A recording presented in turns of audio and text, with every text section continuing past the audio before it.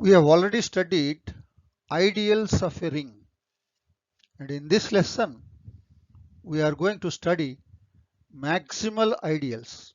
That is, when an ideal is a maximal ideal of a ring R and some related problems are attempted. We recall a test for ideal that is called ideal test. A subset U of a ring R is an ideal of R if these two conditions are satisfied. 1. X minus y belongs to U for all xy belongs to U. This amounts to say that U under addition is a subgroup of the group R plus.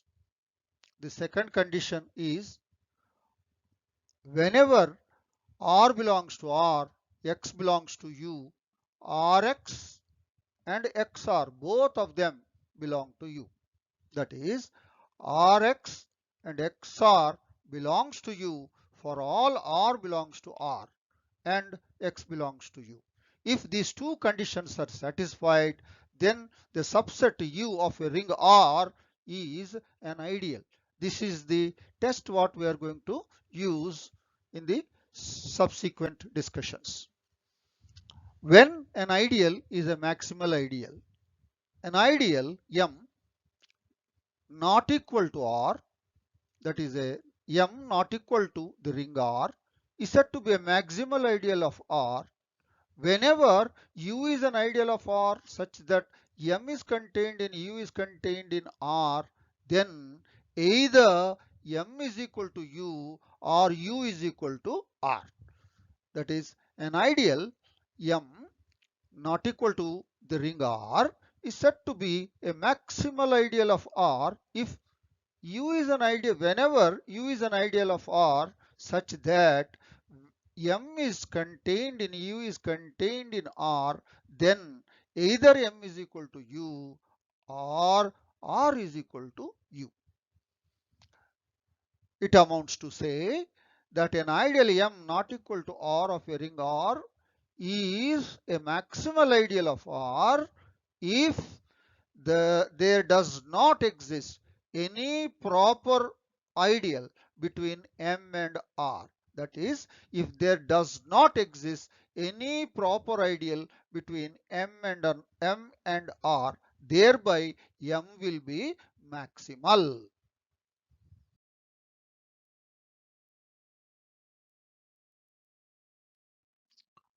We now solve an example.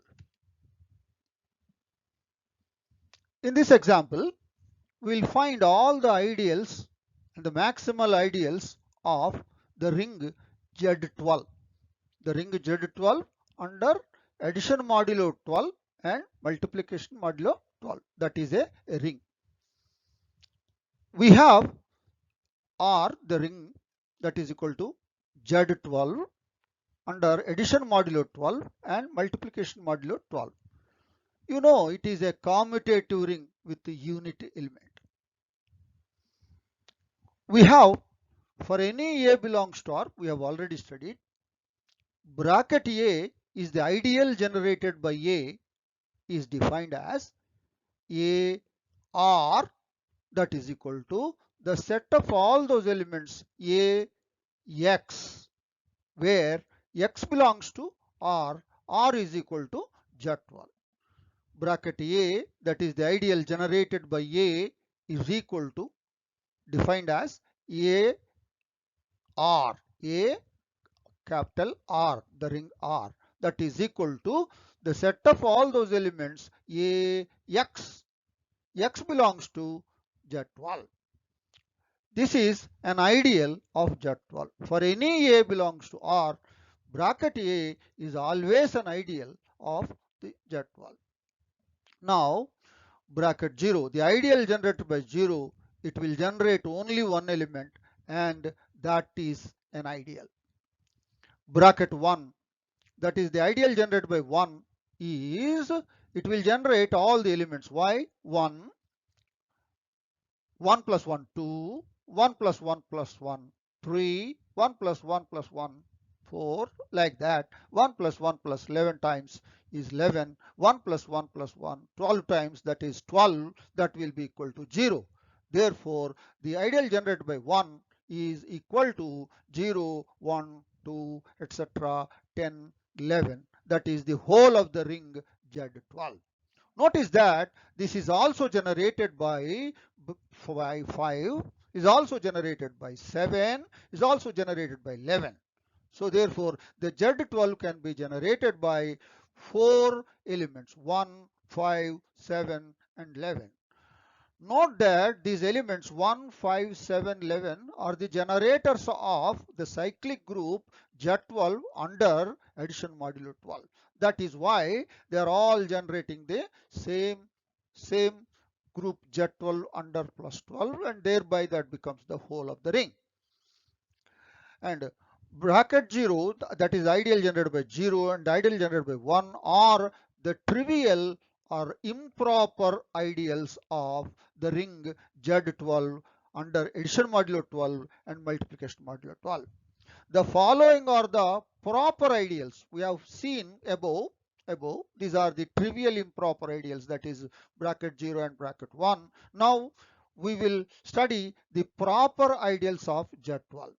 Let's take the ideal generated by 2. The ideal generated by 2 is equal to 2, 2 plus 2, 4, 2 plus 2 plus 2, 4, 6, 8, 10, 2 plus 2 plus 2, 6 times, that will be equal to 12, that is equal to 0. So therefore, it will generate, this is the ideal generated by 2 and it is proper. Why? Because it is not the 0 ideal and it is not the whole of the ideal. Thereby it is a proper ideal. And note that it is also generated by 10. The ideal generated by 3, that is 0, 3, 6, 9. Next one will be 12, that will be 0. And it is also generated by 9. Next, ideal generated by 4. This is 4, 8, 12. 12 will be 0. And this is the ideal generated by 4. It's also generated by 8. The ideal generated by 6, bracket 6 is equal to 6, comma 6 plus 6, 12, modulo 12 will be 0, 0, 6. It is generated by 6. So these are the proper ideals. How many proper ideals are there? Bracket 2, bracket 3, bracket 4, bracket 6. The ideal generated by 2, ideal generated by 3, ideal generated by 4, ideal generated by 6. These are the proper ideals. And the improper ideals are bracket 0 and bracket 1.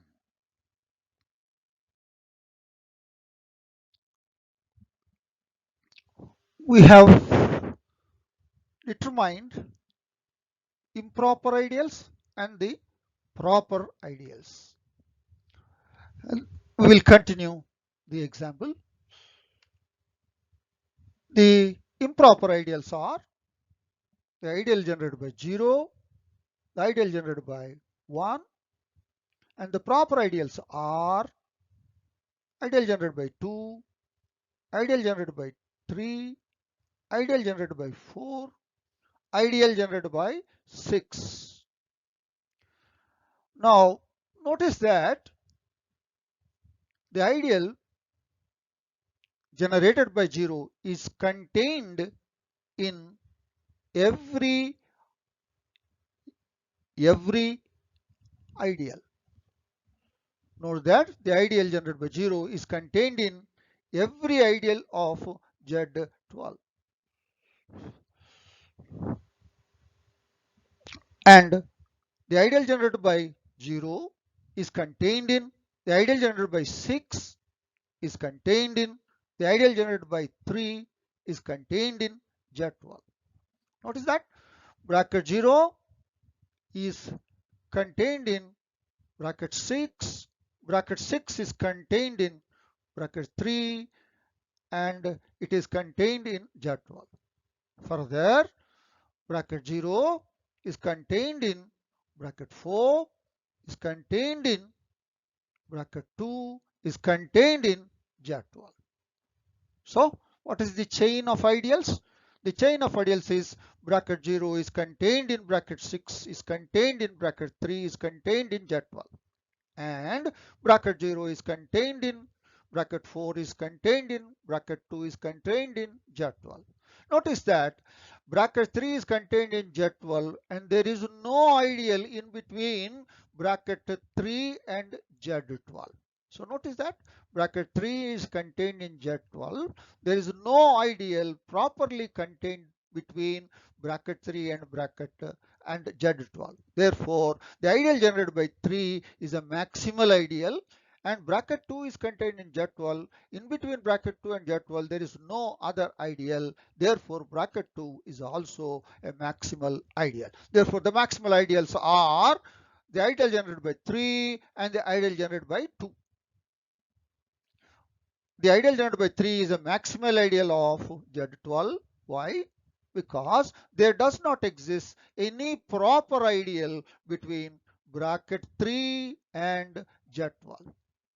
And also bracket 2 is also a maximal ideal because of the same reason what we have discussed. And therefore, what are the maximal ideals? Bracket 3 and bracket 2.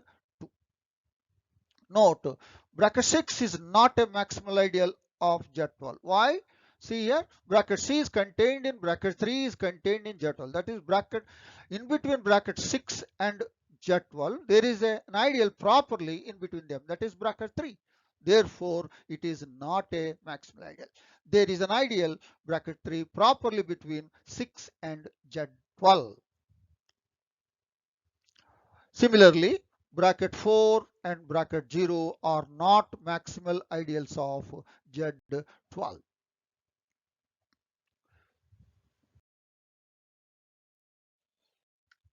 The following is the example that has come in Civil Service Examination 2009.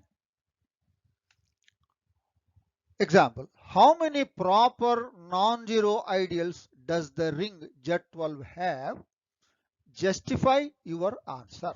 How many proper, underline proper and non-zero ideals does the ring Z12 have? Justify your answer. Justification, the discussion what we have made in the last example. The final answer is the ring Z12 have proper non-zero ideals. Why? The zero ideal, we should not consider because we want non-zero ideals, and the bracket 1 is not proper, it is an improper. Therefore, 0 and bracket 1 are removed, and the remaining ones are bracket 2, bracket 3, bracket 4, and bracket 6. We have already discussed in the last slide, bracket 2 and bracket 3 are the maximal ideals of Z12. There are only two maximal ideals for the ring Z12, and there are four proper non-zero ideals for Z12.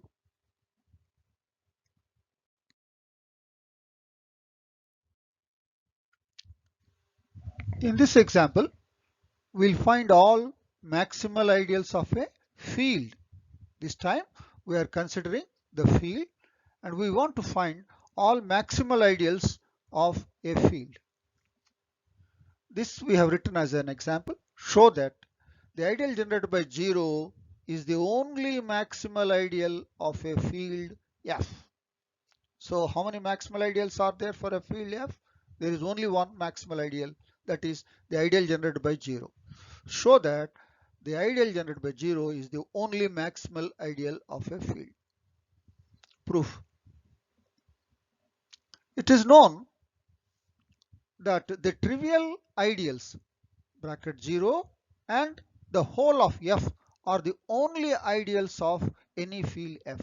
For any field F, what are the ideals? Trivial ideals are the only ideals for any field F. That is, the trivial ideals bracket 0 and bracket F are the only ideals for any field F. In this, F is not proper, F is not maximal. Why? Because F is not maximal. Whereas note that bracket 0, the ideal generated by 0 is not the whole of the field F, because of the simple reason 1 belongs to F and 1 is not in 0. And there is no ideal properly between 0 and F.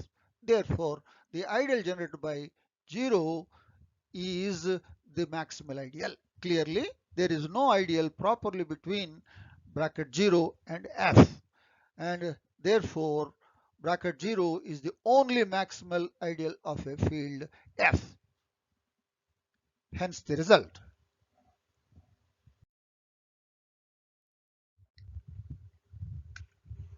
Now we will find the maximal ideals of the ring of integers, that is Z plus dot. This is given as an example 3.5.1 in the book written by Ian Herstein. Topics in Algebra by Ian Herstein. What is the example? M is equal to the ideal generated by N naught is a maximal ideal of Z, the ring of integers, if and only if N naught is a prime number. That is, the ideal generated by N naught, that is M is equal to bracket N naught, is maximal ideal of Z if and only if N naught is a prime number.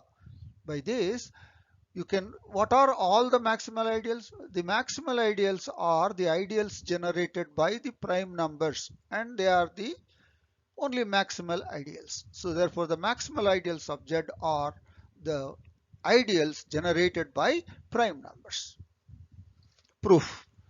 We have the ring Z plus dot.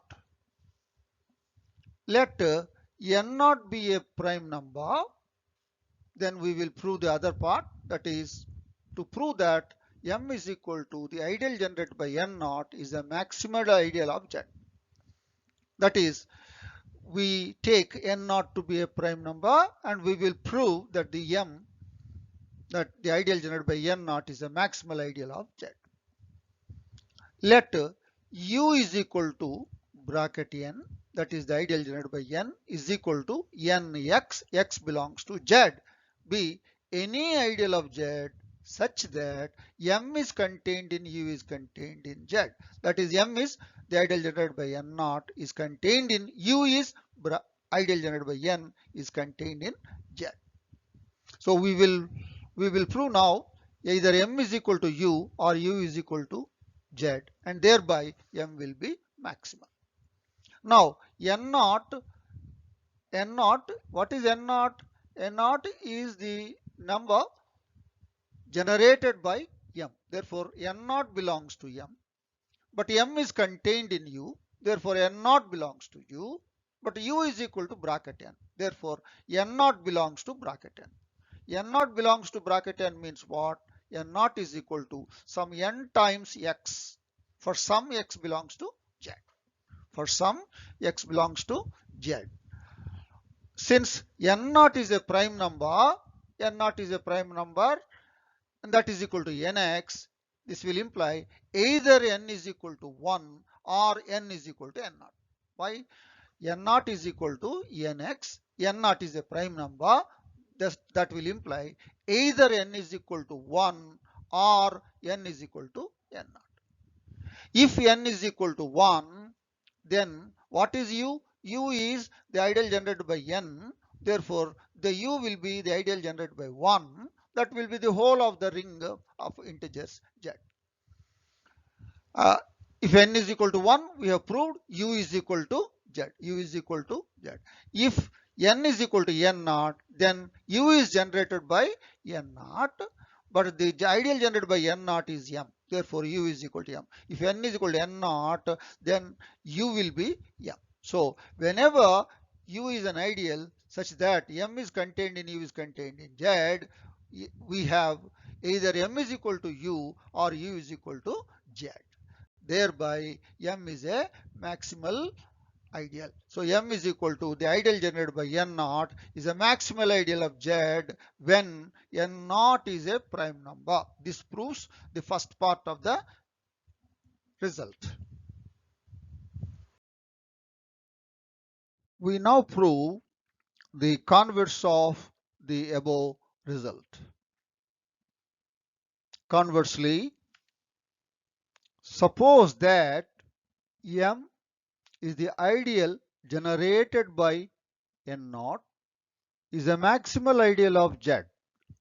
This is our supposition. We prove that N naught is a prime number. We suppose M is equal to the ideal generated by N naught is a maximal ideal of Z. Then we prove that N naught is a prime number. Let N naught is equal to A into B, where A and B are positive integers. Let U is the ideal generated by A bracket A is equal to AX, where X belongs to Z. Then U is an ideal of Z, we know this. Let X be any element of M is equal to the ideal generated by N naught bracket N naught. X is an element of bracket N naught means X is equal to some multiple of N naught. That is, X is equal to N naught Y for some Y belongs to Z. This implies X is equal to AB Y. Why? X is equal to N naught Y. N naught is AB. X is equal to ABY. Now use associative law A bracket BY. So now A bracket BY is an element of Z. Therefore, it is a multiple of A. Therefore, A bracket BY belongs to the ideal generated by A. The ideal generated by A is U. So therefore, what happened? Thus M is contained in U is contained in Z. So we have taken arbitrary element of M, X belongs to M. We have proved that X belongs to bracket U. Therefore, M is contained in U. U is always contained in Z. Since M is a maximal ideal of Z, either M is equal to U or U is equal to Z. If U is equal to Z, in Z we have the element 1. 1 belongs to Z, therefore 1 belongs to U. 1 belongs to U is equal to the ideal generated by bracket A. That means 1 is a multiple of A. That is 1 is equal to A times Y for some Y belongs to Z. So this implies A is equal to 1 since A greater than 0. Why? 1 is equal to A times Y for some Y belongs to Z, but A greater than 0. This is possible only when A is equal to 1. If M is equal to U, then A belongs to bracket M, that is the ideal generated by N naught. That implies A is equal to multiple of N naught, that is N naught times Z for some Z belongs to Z. So if I take A belongs to M, A is in M, obviously A is in M. Now A is equal to N naught Z for some Z belongs to Z. This implies A is equal to ABZ. A is equal to ABZ, that is equal to A times BZ. This implies BZ is equal to 1 since A not equal to 0. This implies B is equal to 1 since B greater than 0. We continue the discussion in the next slide. What we have seen in the last slide is BZ is equal to 1 since A not equal to 0. That implies B is equal to 1 since B greater than 0. Thus, N naught is equal to AB implies either A is equal to 1 or B is equal to 1. So therefore, n naught is a prime number. This proves the converse part of it. So that is, when we suppose that M is the ideal generated by n naught is a maximal ideal of Z, then we have proved n naught is a prime number. Combining these two results, we get thus M is equal to the ideal generated by n naught is a maximal ideal of Z if and only if n naught is a prime number. So which are the maximal ideals of the ring of integers? The ideals generated by prime numbers are precisely the maximal ideals of Z. Thus, we have found all maximal ideals of Z. The same result is given in a different form in the examination. That has come in 1997. What was the example? Show that an ideal capital S of the ring of integers Z is maximal if and only if S is generated by a prime integer. An ideal capital S of the ring of integers Z is maximal if and only if S is generated by prime integer.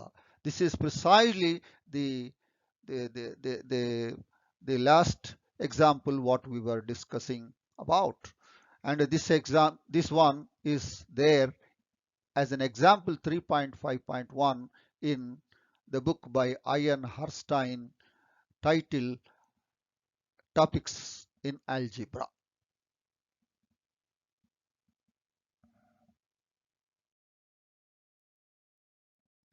We now discuss another example. This example has come in the Civil Services Examination 2003. Let R be the ring of all real valued continuous functions on the closed unit interval. Closed unit interval means the interval closed and bounded interval 0 to 1. Let M is equal to the set of all those continuous real valued functions fx belongs to R which vanish at 1 by 3, 1/3. F of 1/3 is equal to 0. M is the set of all fx belongs to R, where R is the ring of all real valued continuous functions defined on the closed and bounded interval 0 to 1, such that f of 1/3 is equal to 0. Show that M is a maximal ideal of the ring R. Proof. We have capital R is equal to the set of all those functions defined on the closed and bounded interval 0 to 1 to R. That means these are all real valued functions defined on the closed and bounded interval 0 to 1, and they are continuous on 0 to 1. Thus R is the set of all real valued continuous functions defined on the closed and bounded interval 0 to 1, and it is a ring. Now R plus dot is a commutative ring with unity where the addition in R is defined as f plus g bracket f plus g operating on x is equal to f of x plus g of x bracket fg operating on x is equal to fx into gx. X belongs to 0 to 1 for all fg belongs to R. The addition and multiplication in R is shown here. That is, R is sometimes also written as C bracket the closed and bound interval 0 to 1. It is another representation. Continuous real valued functions defined on the closed and bound interval 0 to 1 is also represented by C, the closed and bound interval 0 to 1. Given M is equal to the set of all those functions fx belongs to R such that f of 1/3 is equal to 0. Clearly, M is a subset of R. We show M is non-empty. Now we have Sx. Sx is another function. X is equal to 1 by 3 belongs to R. This is continuous because it is a first degree polynomial function. And S of 1/3 is 0.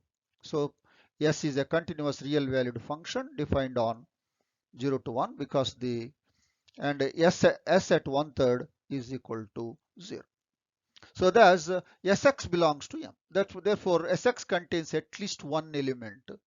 M contains at least one element Sx. Therefore hence M is not empty. So that's clearly M is a non-empty subset of R. We claim that M is an ideal of R. We prove that M is an ideal of R. We continue the example.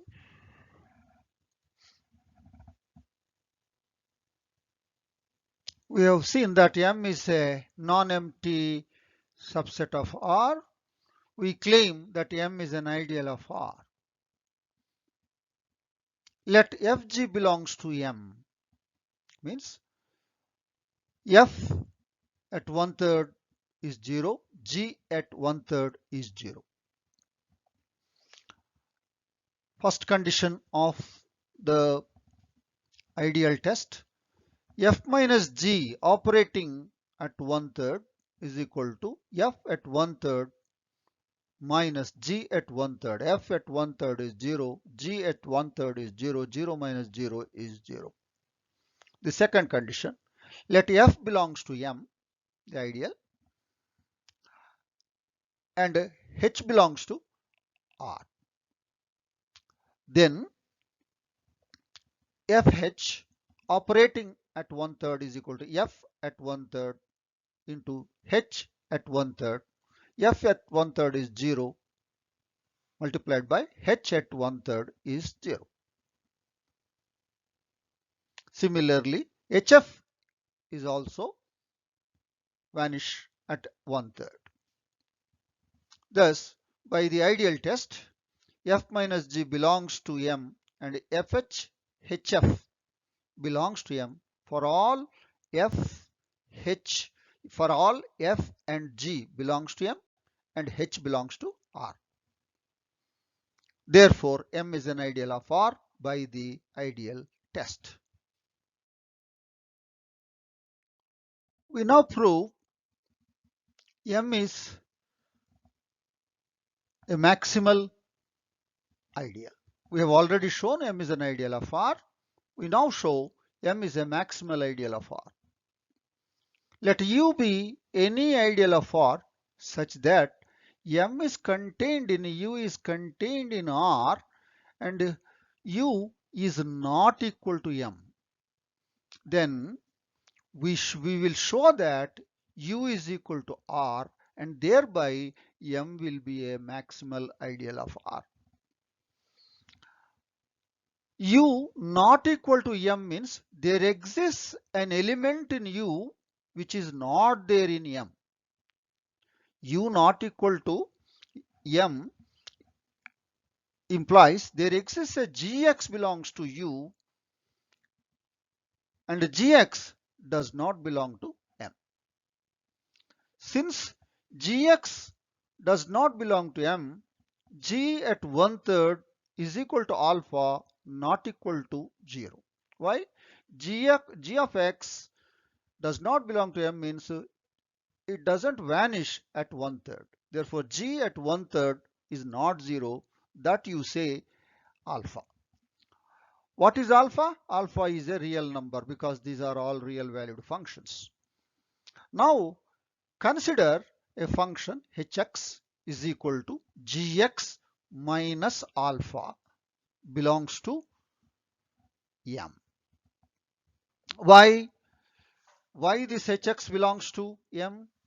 Consider hx is equal to gx minus alpha. G at 1/3 is alpha minus alpha, that will be equal to 0. So hx is equal to gx minus alpha, where h at 1/3 is equal to g at 1/3 minus alpha. G at 1/3 is alpha minus alpha is equal to 0. Therefore, h of x belongs to M. This implies h of x belongs to M. Therefore, h of x belongs to U. Why? M is contained in U is contained in R.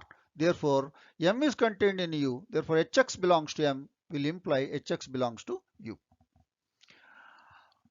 Now, alpha is equal to, from this hx is equal to gx minus alpha. What will be alpha? Alpha will be equal to gx minus hx. Now, what is g of x? G of x belongs to U. What is h of x? H of x belongs to U. And g of x minus h of x belongs to U since U is an ideal. So this means alpha belongs to U and alpha not equal to 0. Note that alpha is a real number and alpha not equal to 0, and it is a non-zero real number. Since R is a field, there exists a multiplicative inverse for that. Therefore, there exists an alpha inverse belongs to R. Further, alpha inverse is a constant function. Every constant function is a continuous function. Therefore, it is continuous on 0 to 1.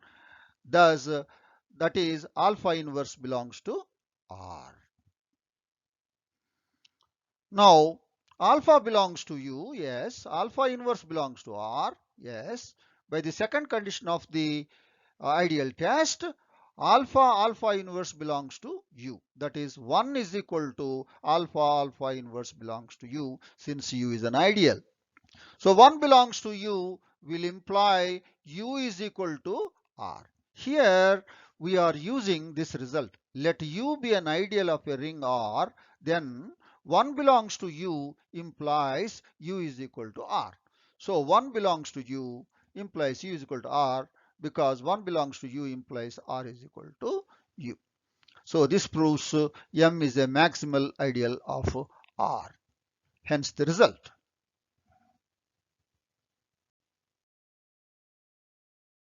Here we add a note. If gamma is any real number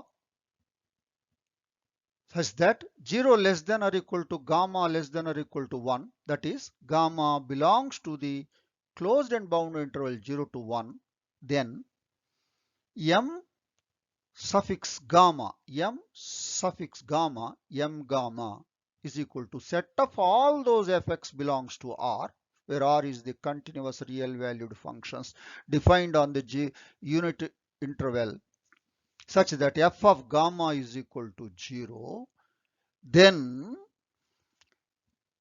m gamma is a maximal ideal of R.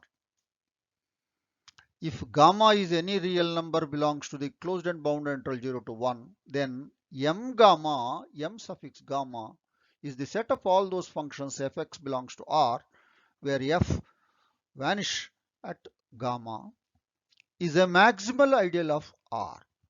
This is a generalization of the previous example.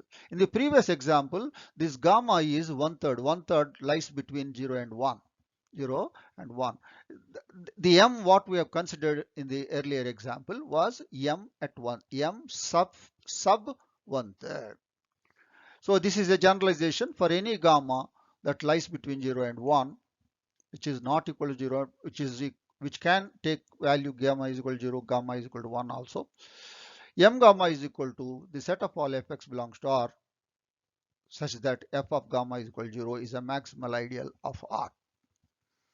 It can be shown that every maximal ideal of R is of this form. So we have found all the maximal ideals of R. The maximal ideals correspond to the points on the unit interval. Here is an example what appeared in civil service examination in 2013. Let R superscript C, R super C is equal to the ring of all real valued continuous functions on 0 to 1.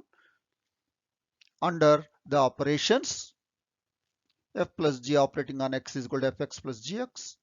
The product of g operating on x is equal to fx into gx for all x belongs to 0 to 1. Let m is equal to the set of all those f belongs to r superscript c, which vanish at half, 1 by 2. Is a Now the question is m a maximal ideal of R super C? Justify your answer. This is precisely in the note, gamma is 1 by 2. And the proof is similar to the example what we have attempted in the earlier slides. And this is an example 3.5.2, in the book by Ian Herstein, entitled Topics in Algebra. This is left as homework. You have to do similarly to the example what we have done for that 1/3 case.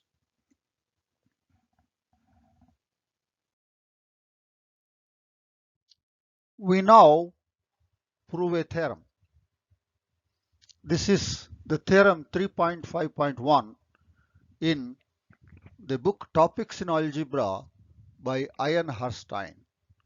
And this theorem has appeared in the civil service examination in 2001. What is the theorem?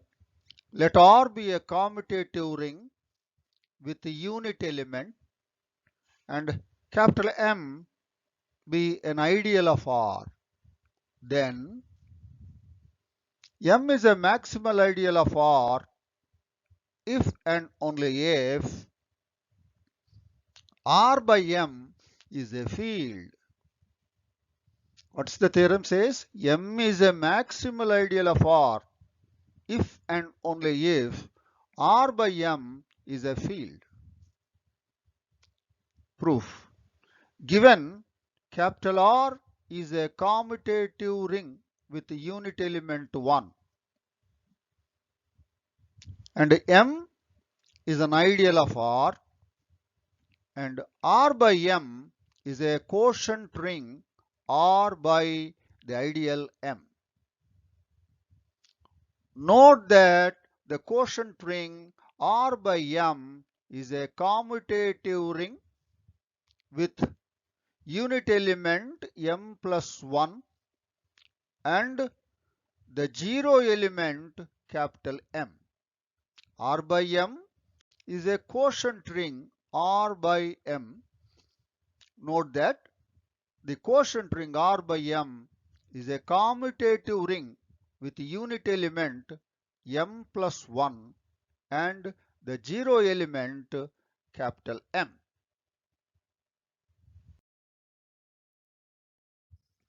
We now prove the first part of the theorem. Suppose that M is a maximal ideal of R. Then we prove that R by M is a field. When M is a maximal ideal of R, we prove R by M is a field. We have that R by M is a commutative ring with a unit element M plus 1.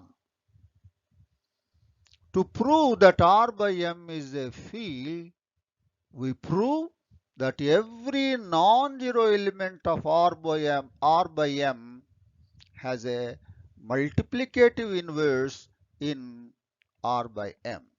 For that, we take let M plus B any non-zero element of R by M. Then, because it is a non-zero element, what is the non-zero element of R by M? M. Then M plus B is non-zero element of R by M means M plus B is not equal to M. When M plus B not equal to M, it means that B does not belong to M.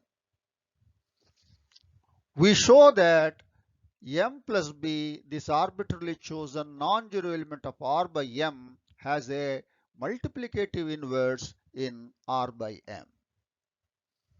We have bracket B, that is the ideal generated by B. Now, the ideal M plus the ideal generated by B is also an ideal of R.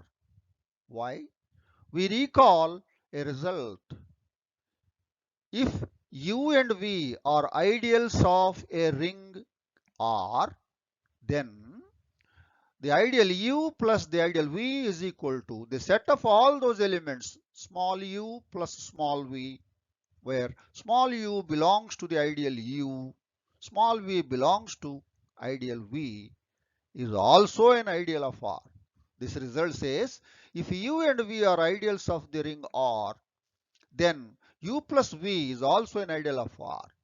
Here capital M is an ideal of R, and bracket B is an ideal generated by B. M plus B is also an ideal of R.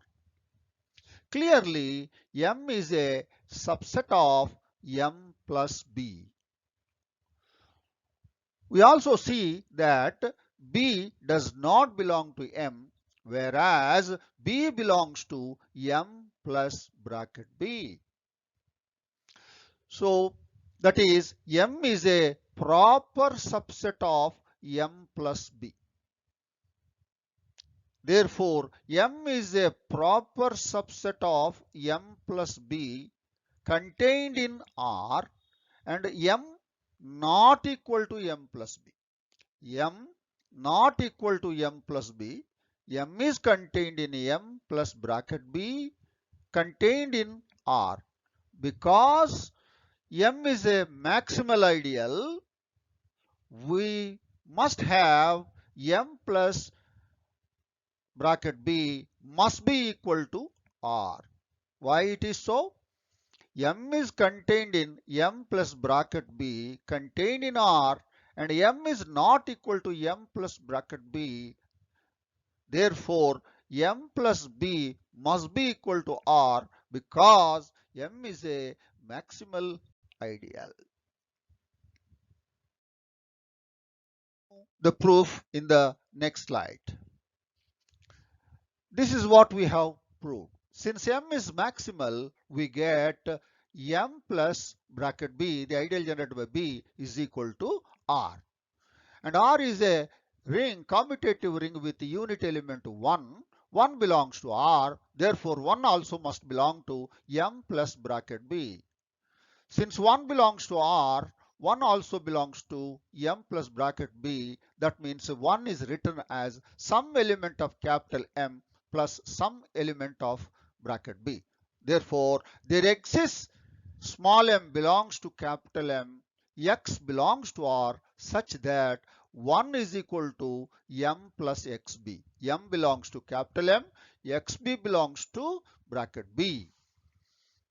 So, this implies 1 minus xb is equal to M. M is an element of capital M. Therefore, 1 minus xb belongs to capital M. This implies M plus 1 is equal to M plus xb.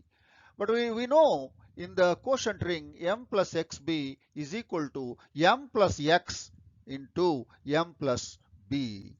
So this says that M plus x is the multiplicative inverse of M plus b. Therefore, M plus b inverse is equal to M plus x, which is an element of R by M. That is, every non-zero element of R by M has a multiplicative inverse. R by M is a commutative ring with unit element, and every non-zero element of R by M has a multiplicative inverse. Therefore, R by M is a field. This proves the first part of the theorem. We now prove the second part of the theorem. Conversely, suppose that R by M is a field. Required to prove that M is a maximal ideal of R. Suppose that R by M is a field, required to prove that M is a maximal ideal of R. Let U be any ideal of R such that M is contained in U is contained in R, and we take M not equal to U. Because, and if we prove U is equal to R, then M will be a maximal ideal. We now show that U is equal to R. Now, M is contained in U. M not equal to U, it means there exists some element in U which is not there in M. This implies there exists an element X belongs to U such that X does not belong to M. Therefore, M plus X is not equal to M.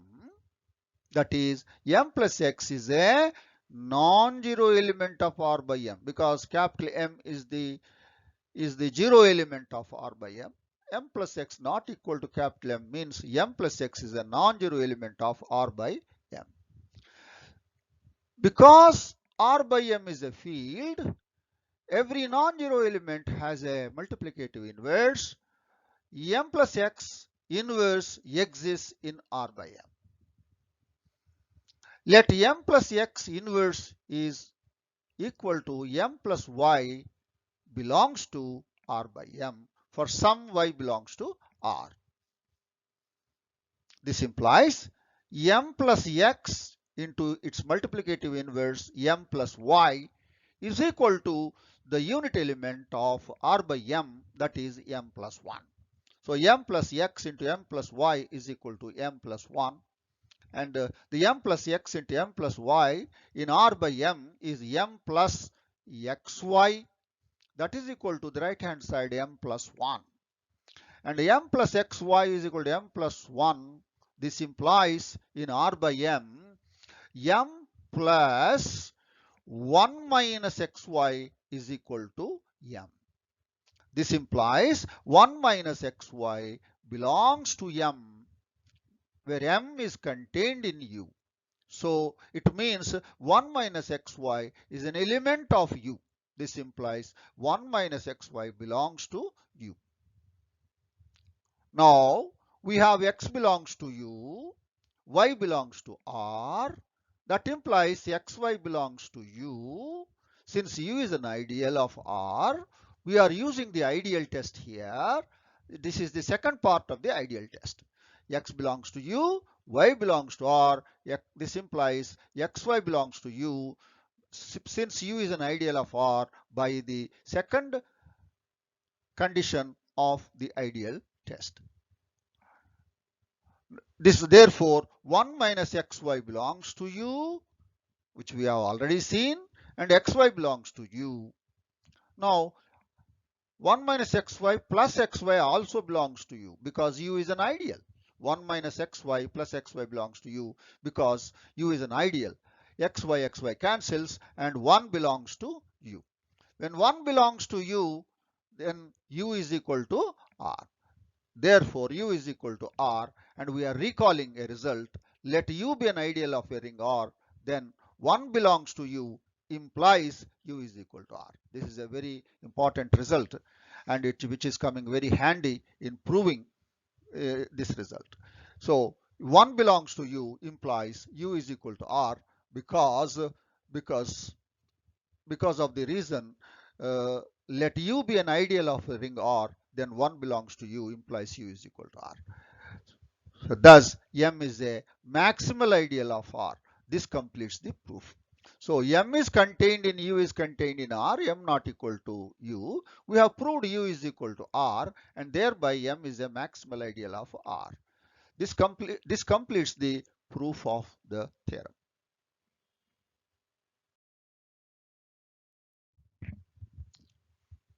We have an important corollary. The corollary states, for each prime number P, the quotient ring Z by bracket P is a field. The ring of integers Z by modulo bracket P is a field. Proof. We have Z plus dot is a commutative ring with unity. For any prime number P, we have the ideal generated by P, that is bracket P, is equal to the set of all Px, x belongs to Z. We know that it is an ideal of Z. Now bracket P is a maximal ideal since P is a prime. We are using this result.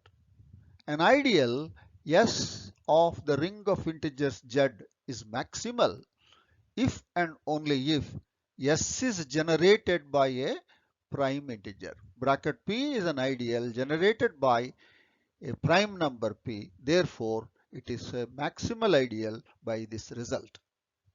By the above theorem, what's the above theorem? The theorem, let R be a commutative ring with unit element and capital M be an ideal of R, then capital M is maximal ideal of R if and only if R by M is a field. So bracket P is a maximal ideal. Therefore, Z by bracket P is a field using this result. Hence the result.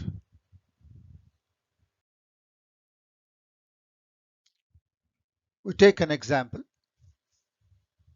This example has appeared in Civil Service Examination in 2004. What is the example? The residue class ring Z by bracket M, that is the ideal generated by M, is a field if and only if M is a prime number. The residue class ring Z, that is the ring of integers modulo bracket M, that is the ideal generated by M, is a field if and only if M is a prime number. Proof. We have Z plus dot is a commutative ring with unity. Let M belongs to Z. Let M be any element of Z. Then bracket M, the ideal generated by M is equal to the set of all Mx, x belongs to Z. We know that it is an ideal of Z. By the above theorem, we have this theorem.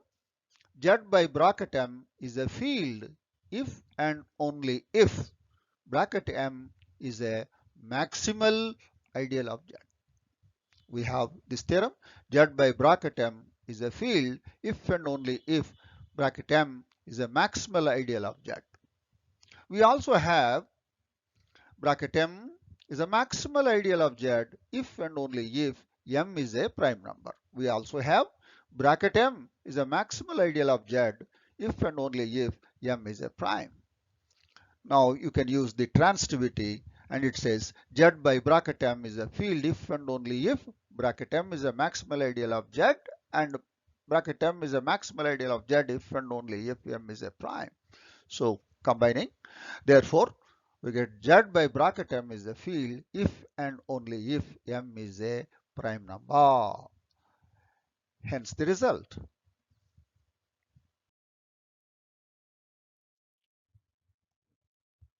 We now study a very important theorem on homomorphisms, that is the fundamental theorem of ring homomorphism. It is a very important theorem. The theorem states, let phi is a mapping from the ring R onto a ring R prime, which is a homomorphism. That is, let phi a mapping R to R prime be a homomorphism of a ring R onto, this is very important, you have to note down, onto another ring R prime. So phi from R to R prime is a onto ring homomorphism.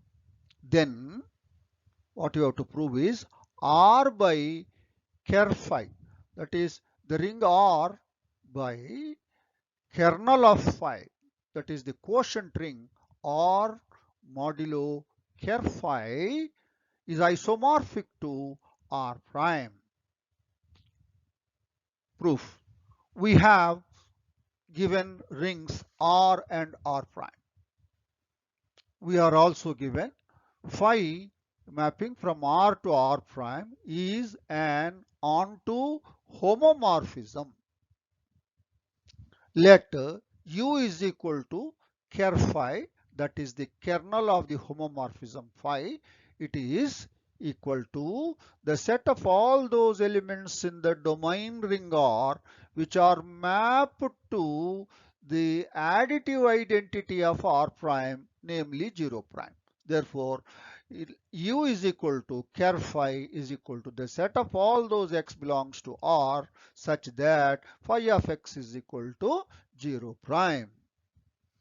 Now look at the demonstration. R to R prime, phi is a homomorphism and onto, and U is equal to the kernel of phi, where 0 prime is the additive identity of R prime. Note that U is equal to ker phi is an ideal of R, which we have already seen this in an earlier lesson. We have the quotient ring R by U. Because U is a ideal, you can talk about the quotient ring R by U. Define a map F from the quotient ring R by U to R prime by F of an element of R by U is additive right coset of U. That is F of U plus A is equal to phi of A belongs to R.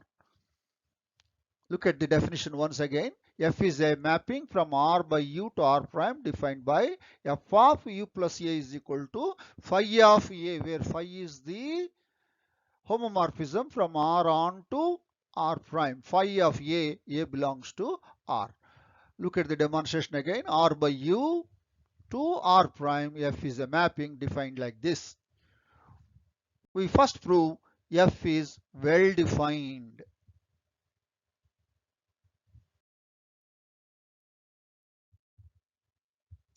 We prove F is well defined.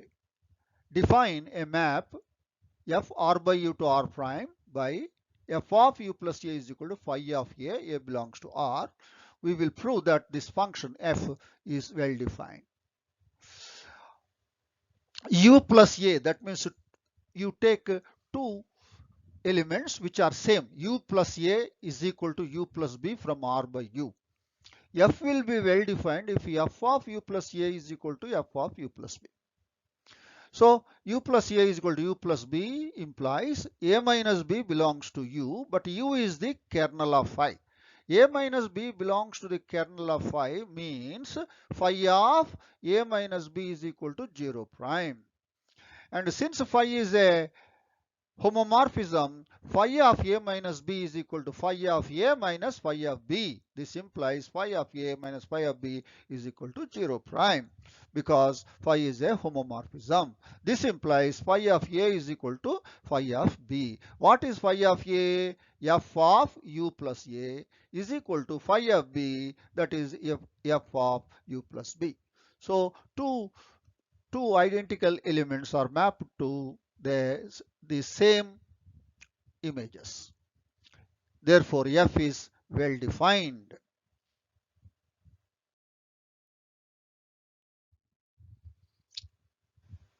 Having proved F is well defined, we will now prove that F is a homomorphism and F is 1, 1 and F is onto, and thereby F is a bijective homomorphism which will be an onto isomorphism. So first of all, F R by U to R prime defined by F of U plus A is equal to phi of A belongs to R is a homomorphism. That is our first concern. So let x is equal to, capital X is equal to u plus a, capital Y is equal to u plus b belongs to R by u. Then x plus y will be equal to u plus a plus u plus b is equal to u plus bracket a plus b. And x, y, the product will be u plus a into u plus b is equal to u plus ab. Now, f of first condition of homomorphism, f of x plus y is equal to f of u plus bracket a plus b, and that will be equal to, by definition, phi of a plus b. Right. Because phi is a homomorphism, phi of a plus b is equal to phi of a plus phi of b. And now phi of a is f of u plus a, and plus phi of b is f of u plus b, that is equal to f of x plus f of y. Thus we have proved f of x plus y is equal to f of x plus f of y. That's the first condition of the homomorphism. So it respects the coset addition. The second condition, f of xy is equal to f of u plus ab is equal to phi of ab by definition. Because phi is a homomorphism, phi of a into phi of b. Now phi of a is equal to f of u plus a into f of u plus b. Phi of a is f of u plus a, phi of b is f of u plus b. F of u plus a is f of x, f of u plus b is equal to f of y. Thus we have proved f of xy is equal to fx into fy. So the second condition of homomorphism is also satisfied. Thus f is a homomorphism. Now we will prove that f is 1 to 1.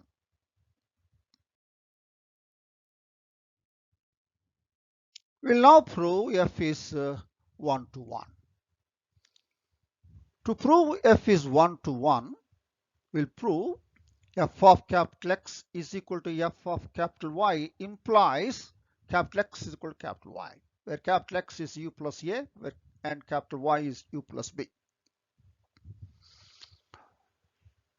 F of capital X is equal to f of capital Y implies f of u plus a is equal to f of u plus b, implies by definition phi of a is equal to phi of b.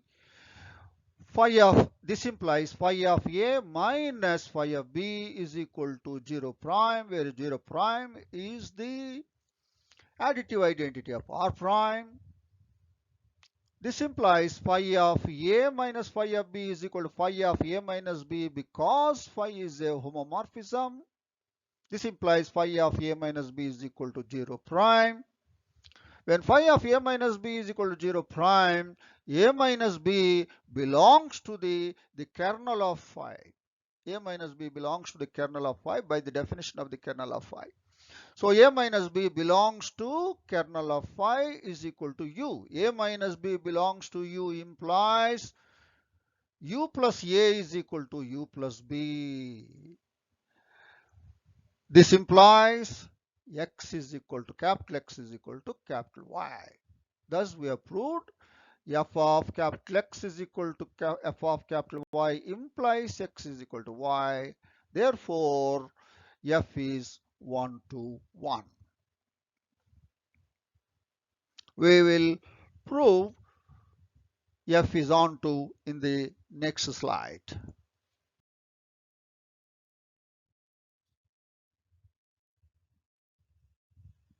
To show that f is onto, let y be any element of R prime. Look at the demonstration. R to R prime, phi a homomorphism, onto homomorphism, and ker phi is u.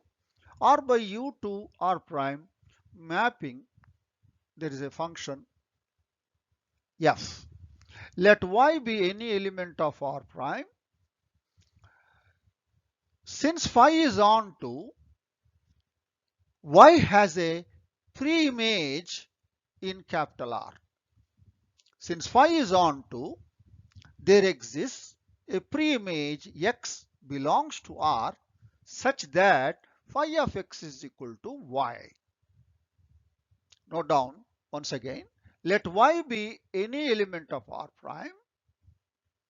R to R prime is onto, because phi is onto, given a y belongs to R prime, it has a pre-image in capital R. Since phi is onto, for each y in R prime, there exists a x belongs to R such that phi of x is equal to y. That is, phi of x means f of u plus x is equal to y. So, x belongs to R will go to u plus x. So, corresponding to x, we take a u plus x such that f of u plus x is equal to y. So, now, that is, there exists a capital X is equal to u plus x belongs to R by u such that f of u plus x, that is f of capital X, is equal to y. So, for each y belongs to R prime, we are able to find a pre-image in R by u. So, for this y belongs to R prime, there exists a capital X is equal to u plus x belongs to R by u such that f of capital X is equal to y. And thus, this shows f is onto. Now, what is that we have proved? We have proved f mapping from R by u to R prime, which is well defined, which is homomorphism 1, 1 and onto. Thus, f R by u to R prime is a bijective homomorphism. A bijective homomorphism is an onto isomorphism. So, therefore, R by u is isomorphic to R prime. Whenever there exists an onto isomorphism, then those two rings are said to be isomorphic. R by u is isomorphic to R prime. That is, R by u means ker phi is isomorphic to R prime. So, R by u to R prime is isomorphic to R prime. Hence the theorem.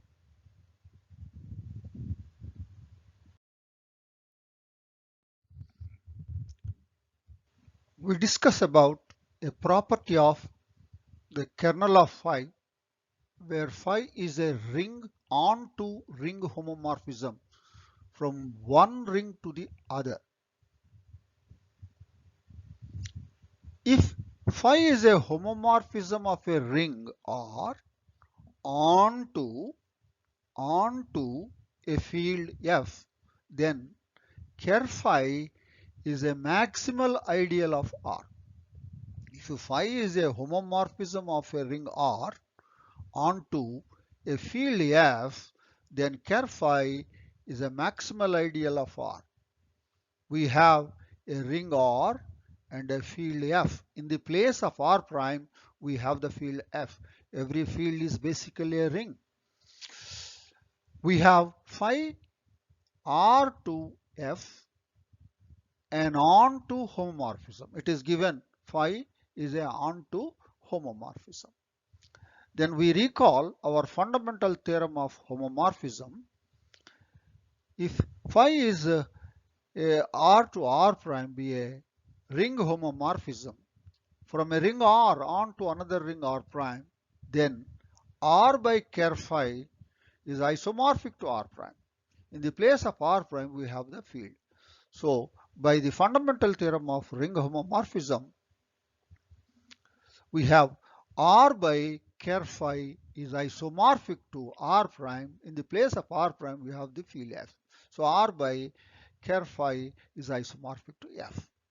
So, whenever two structures are isomorphic, then they will have the same properties.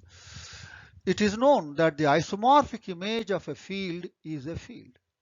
So, R by ker phi is the isomorphic image of a field F. Therefore, R by ker phi is also a field. R by ker phi is also a field. So, this implies ker phi is a maximal ideal of R. Why? R by M is a field if and only if M is maximal. So R by ker phi is a field if and only if ker phi is a maximal ideal of R. So R by ker phi is a field implies ker phi is a maximal ideal of. We are using the result R by M is a field if and only if M is maximal. Hence the result. So the result says ker phi is a maximal ideal of R. Hence the result.